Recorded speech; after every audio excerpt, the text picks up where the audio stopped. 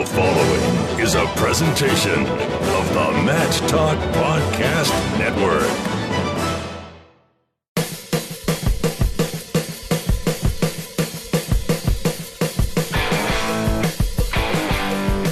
Hello, wrestling fans. It's time for the World Wrestling Resource Podcast.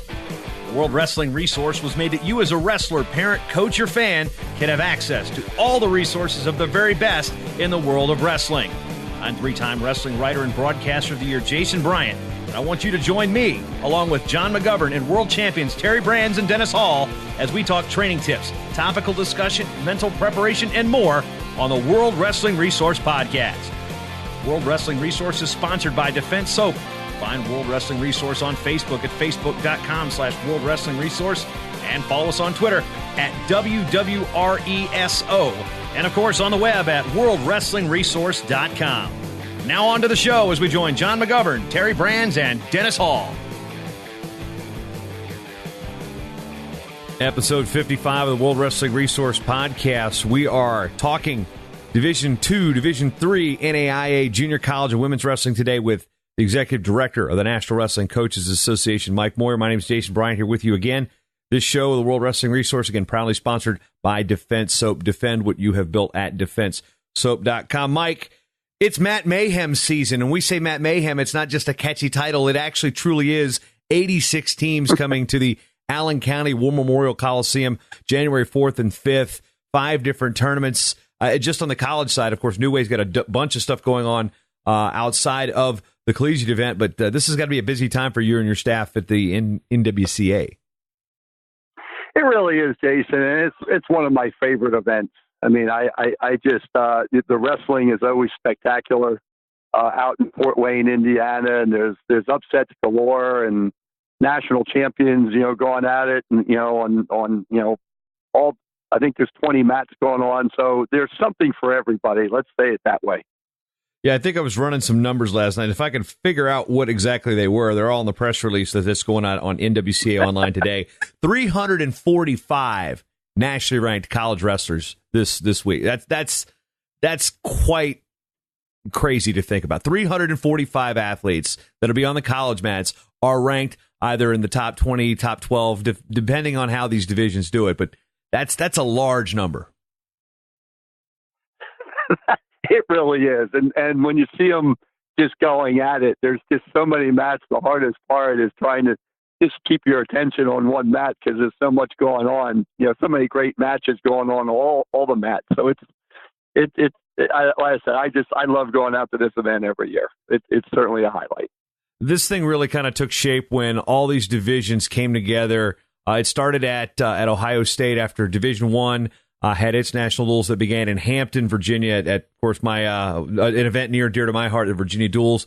Then it traveled around before settling with a multi-duel approach, which really launched in 2002 when the divisions really grew into their own. What was the decision back then, and at this point, 16 years ago, to create national duel championships for events outside of Division I?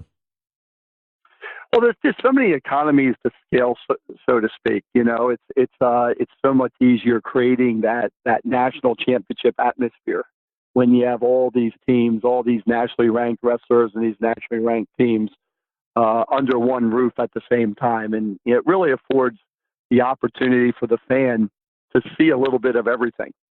And if you can't find something exciting going on a mat somewhere, then there's something really, really wrong. And as I said earlier, the hardest part is there's so much excitement that sometimes it requires some discipline to, just stay focused on a particular mat.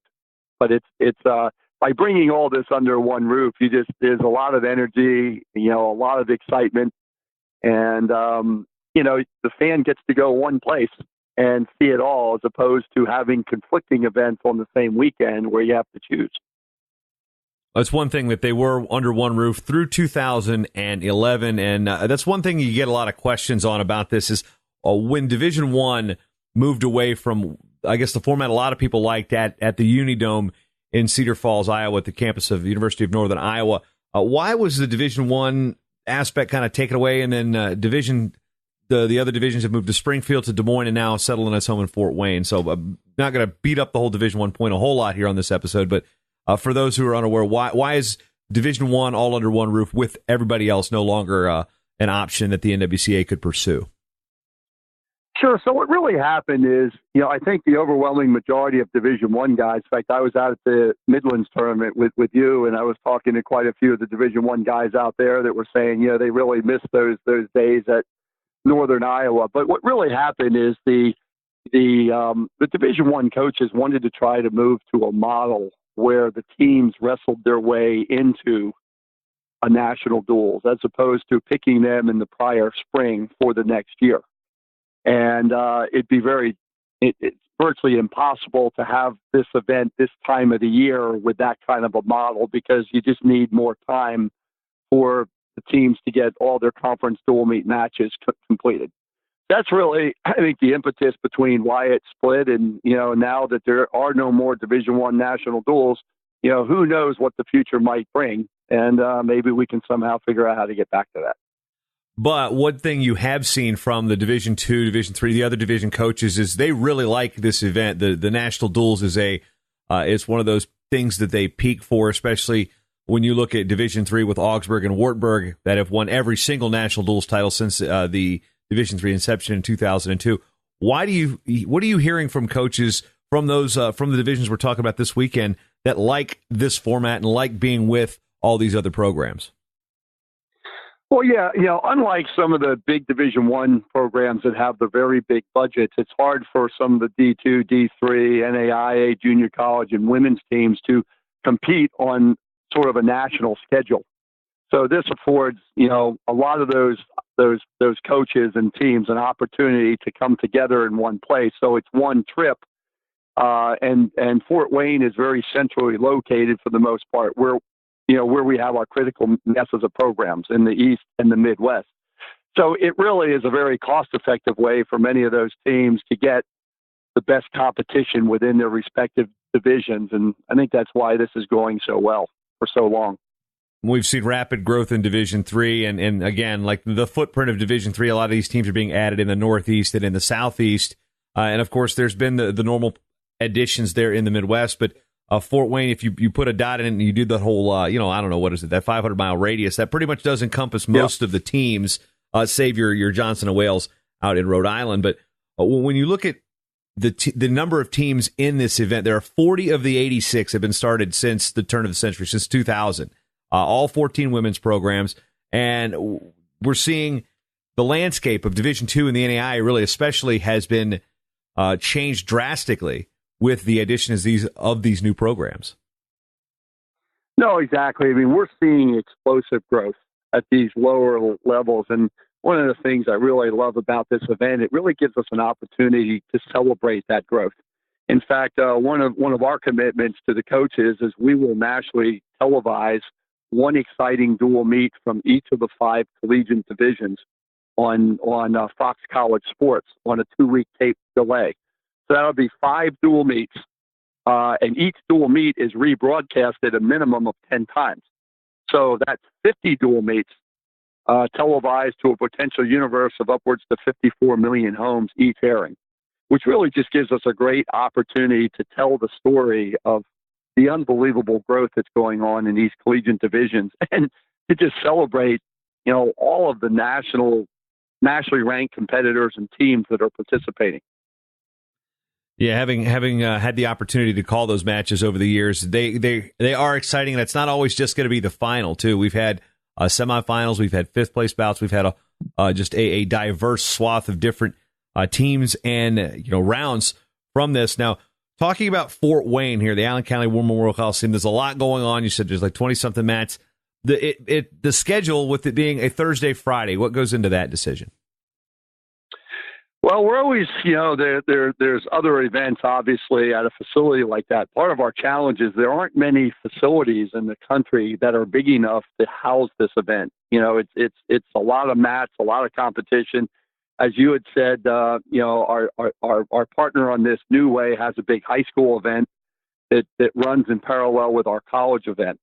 So you really, the goal is to find something that's kind of equidistant between the Midwest and the East, and that a lot of the teams can drive to. Most come in by bus. And so, I mean, this Coliseum is those people that have been there. It's just mammoth. You know, it's mammoth in size, and we also everything can take place in one place. It's not like you have two different buildings connected by a tunnel, and you've got competition going on in both. In this situation, all the college dual meets are going on, you know, in one venue, and that's great for the fan and the spectator.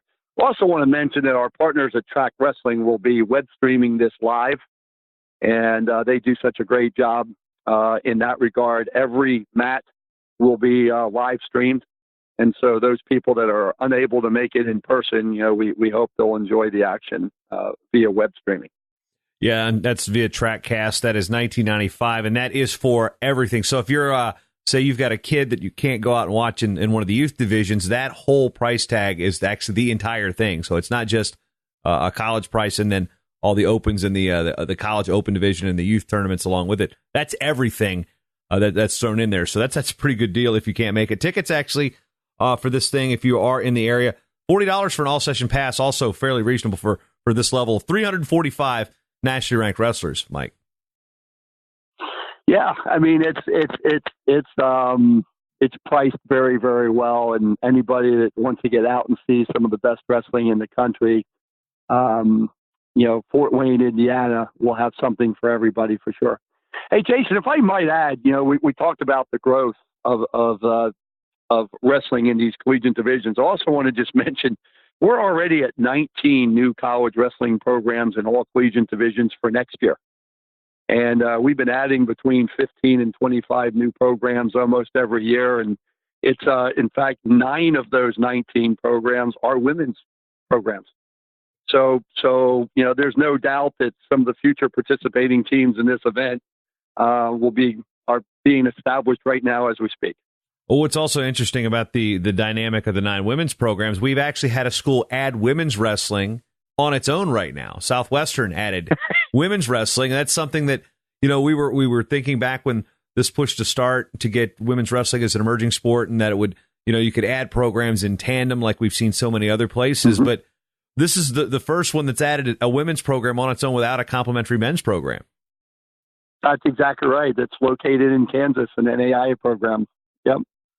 So as far as let's circle back as we're gonna go off on a tangent here and talk about the women's wrestling just for a moment and its emerging sports application. Sally Roberts and Wrestle Like a Girl has worked with the NWCA, the National Wrestling Hall of Fame, USA Wrestling, and this is a discussion we were having back when I was working there.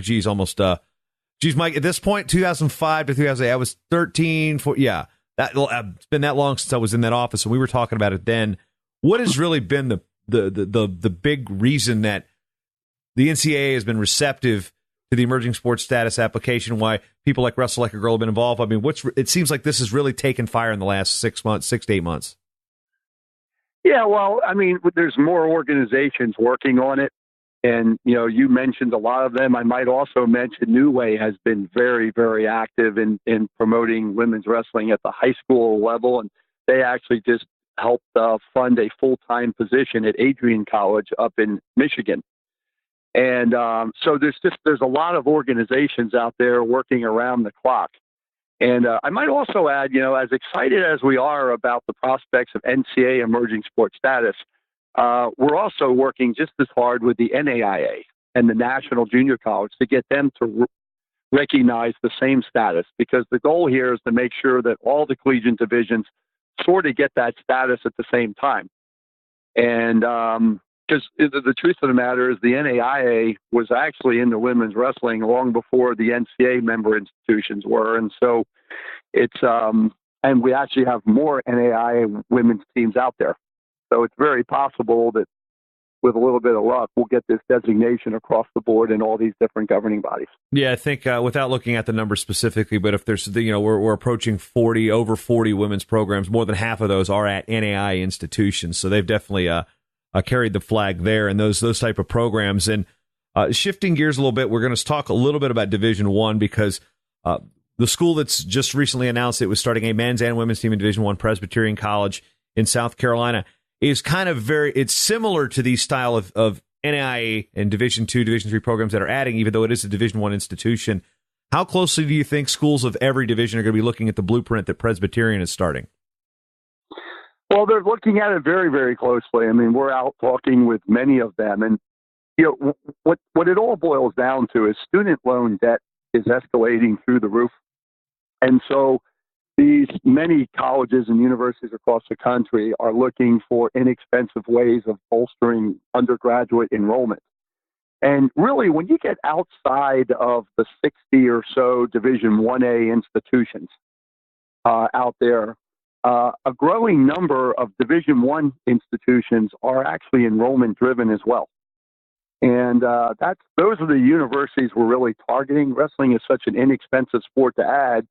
And we have case studies out there. And we have a case study Division 3 program indicating that the school netted over $1 million by the third year just with a men's program.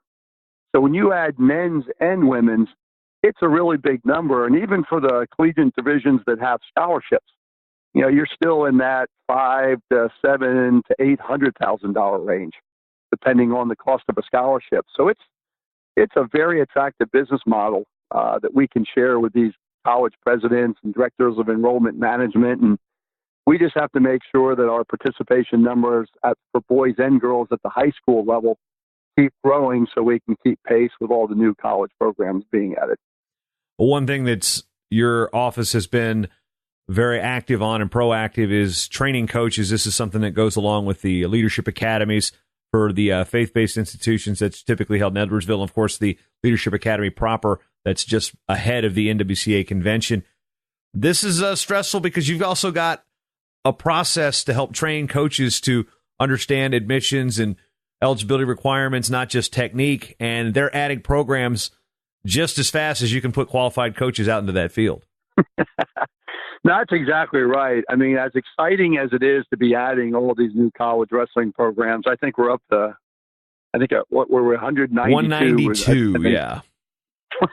since 2000.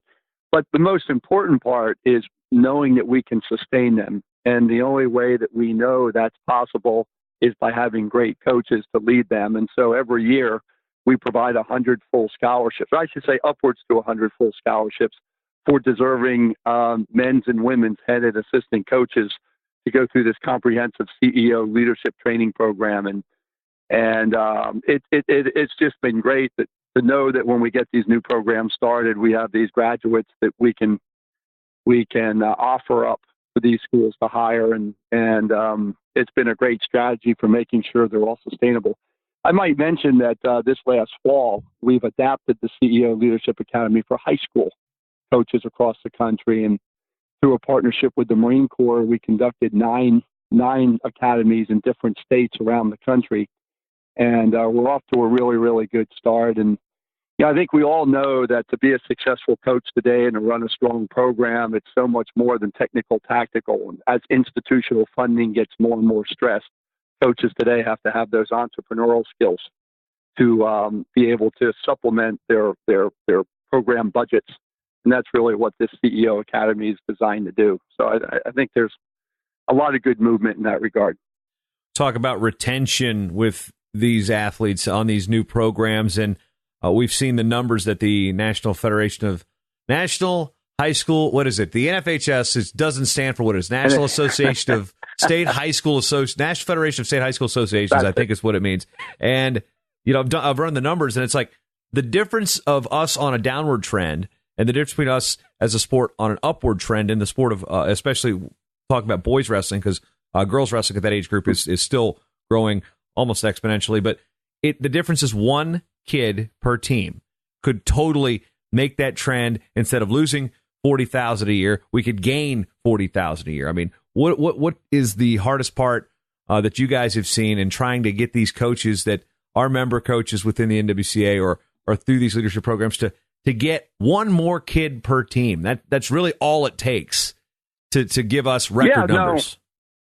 I mean, that's exactly right. It's as a wrestling community, we just need to make a top priority that we are not going to forfeit any weight classes. That we're going to fill every weight class in the lineup, and to your point, recruit one or two additional students into our sport and to keep them involved in our sport. And I mean, let's face it, wrestling's a very challenging sport. You know, we live in a society where everything's geared towards making things easy. There's nothing easy about wrestling. But we know, I think the most important speaking point we have about our sport is what becomes of a wrestler when they're done competing.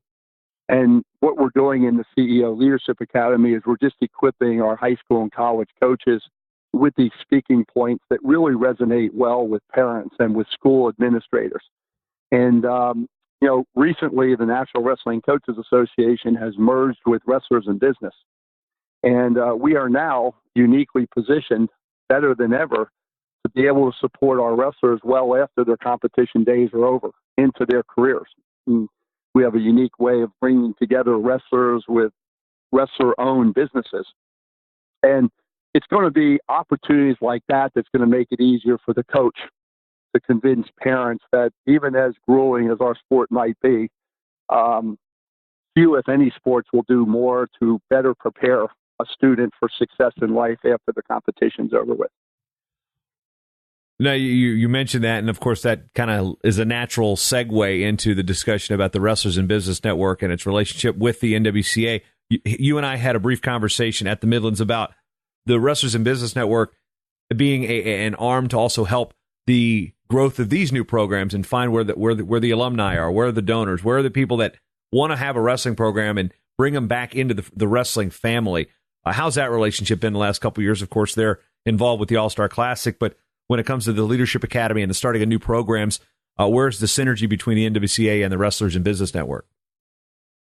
Well, that's a great question. I mean, our ultimate vision for Wrestlers in Business is to have a chapter in and around every college wrestling program across the country. Now, we may have one chapter serving multiple college programs, but the idea is to have a corporate support structure in and around every college program we have. And these networks will be able to help in a variety of ways. You know, being that we're trying to really reinforce the CEO skills of being a coach, what better group of people to help coaches with, from a practical standpoint, implementing these business practices than real business leaders. And so in many of our existing chapters we have around the country, whether it's Washington, D.C. or Princeton, New Jersey or Cleveland, or, you know, we actually, as we speak, we have business leaders that are actually mentoring our high school and college coaches and helping them build better structure around their programs. So that's one big piece of this. The other big piece of this is, if you ask me, what's the single most impactful thing we could do as a wrestling community to protect the high school and college wrestling programs we have, quite frankly, any program at any level in a community, I would answer you by saying, as long as we have an organized group of influential business leaders, you know, mobilized in any community, just their presence will do more to protect the program than probably anything else we could do. And that was really illustrated a couple of years ago at Cleveland State when they announced they were dropping their wrestling program. You know, we have business leaders connected in that chapter that are just so influential that the university, they weren't even alums of Cleveland State. They've never donated a penny to Cleveland State, but just their presence was such that the university couldn't possibly think of alienating them. So imagine if we can recreate that model in communities across the country. Not to mention, I think we all know we've lost over 500 college wrestling programs between 1972 and 1999. Think of how many wrestlers have drifted away from our sport. And as we get these chapters up and running around the country, and it creates this gravitational pull and pulls them back into the sport, imagine how strong our sport could possibly become. Shifting gears back to Matt Mayhem, the Division II, Division III, NAIA, Junior College, Women's Collegiate Wrestling Association, as it ties to the new programs. We've seen Notre Dame College start out from a brand new program, win a couple NAIA titles, and reclassify to Division II. They're a player. Cal Baptist in its last year of Division II, they bring a strong team. From a wrestling fan perspective, and I know you're always busy. Right? How about Grandview? That would be another one. Well, they're going for their 6th straight title. Wartburg's going for their 7th. Wartburg's got more titles than anybody else. I'll actually talk about that on another program here, focusing on the national duels. But we've got these new programs. And just to sit back as a wrestling fan, to see teams you haven't seen before, like, wait, what? Where did these guys come from? They are good. You're in the business of building wrestling programs. What's it mean to you to actually have a chance to sit back and watch some of these teams? Be like, wow, I remember when we made that first call, and now they're in the National Duels Finals. Yeah, it's the most satisfying part of the whole opportunity. There's no doubt about it. I know how hard that the coaches work at it, and how much support that the schools make to it. And it's just, there's few things I do, if any. I can't think of anything that's more satisfying than that phenomenon. On average, about 5% of high school athletes have a chance to play their sport in college. And in wrestling, it's like 2.4%.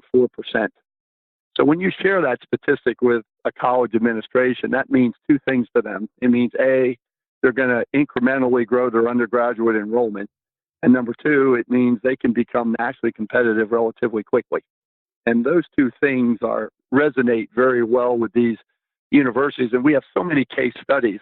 You don't have to take our word for it. We can point to many of the examples that you've just pointed out. And sometimes, believe it or not, the hardest part of this is it comes across as too good to be true.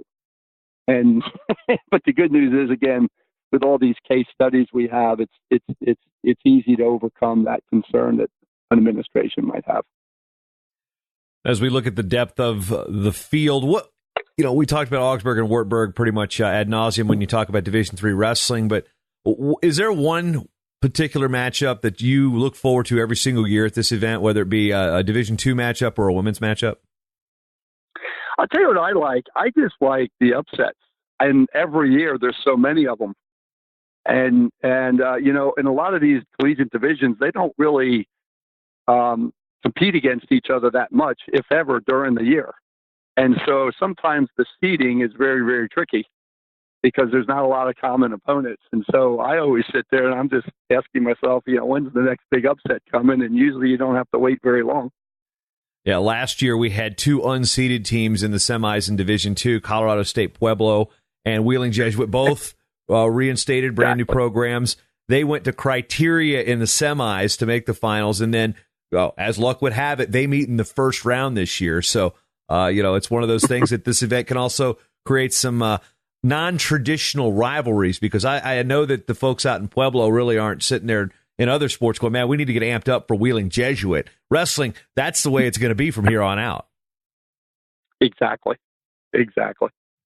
Information about the Matt Mayhem, the Multi-Divisional National Duels, is at NWCAonline.com. All the links to tickets and information is there. The links to where you can watch, where you can follow it throughout the course of the tournament is at trackwrestling.com. Of course, there is a subscription right there.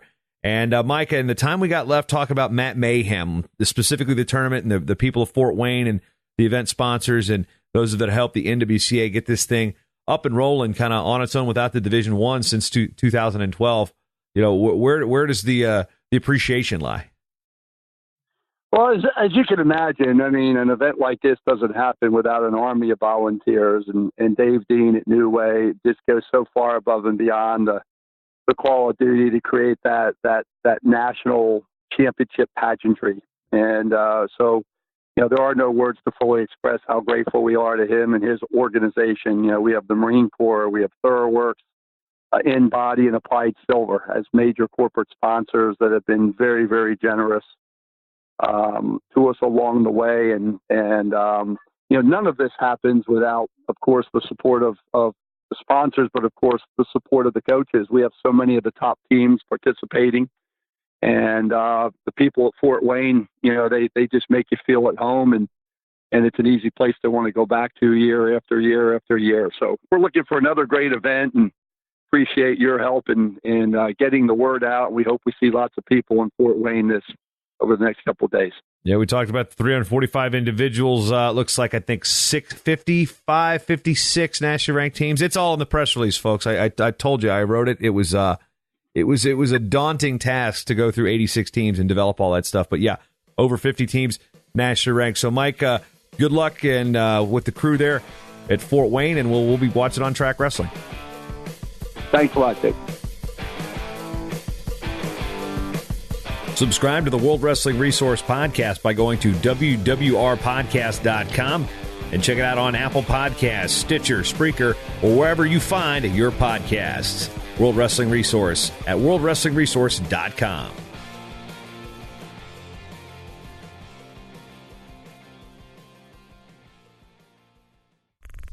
This show is part of the Matt Talk Podcast Network. For more wrestling podcasts, head over to MattTalkOnline.com.